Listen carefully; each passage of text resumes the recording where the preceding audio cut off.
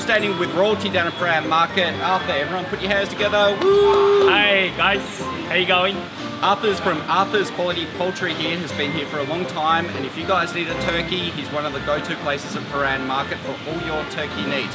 I'm going to do a recipe for buttermilk-brined turkey breast with sage. I almost couldn't get it out, but I did. This is how we do it.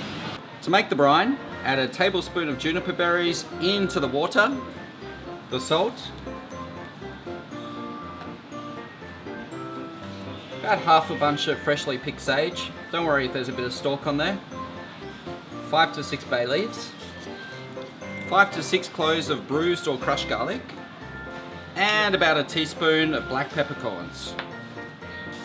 Pop this pot over a medium heat, bring it to the boil, and reduce to a gentle simmer for 5 minutes until that salt's really disintegrated. Once the brine mixture's been simmering for 8 minutes and then you've allowed it to completely cool, pop it into a glass bowl like this, a large plastic container big enough to hold the turkey, or a non-reactive ceramic container. Stir the buttermilk into the brine mixture. Once the buttermilk and the brine mixture is completely mixed together, you can pop the turkey in.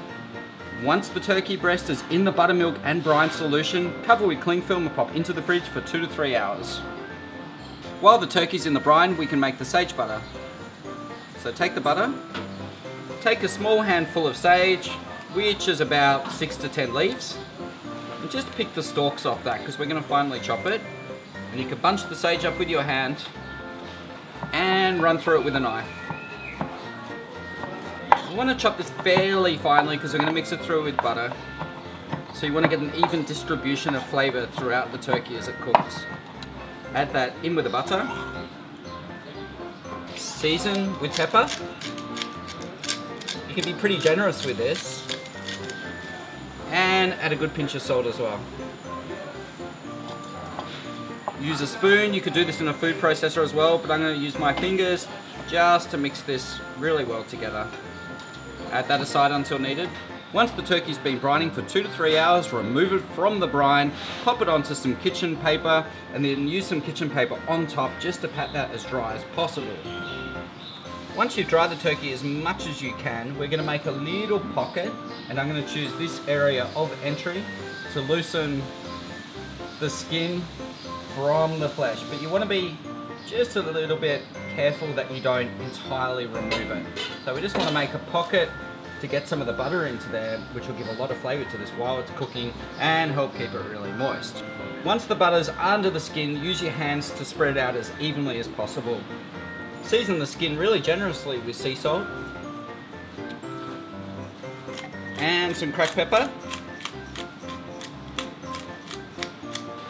Heat an oven-proof pot over a low to medium heat. Once it's warm, add the oil straight in. You can add the butter in as well. Once the butter's entirely melted down, we can lower the turkey breast into there. And this is pretty tight for this size, but it's going to be nice and snug. While it's in that pot browning, I'm going to season this side now.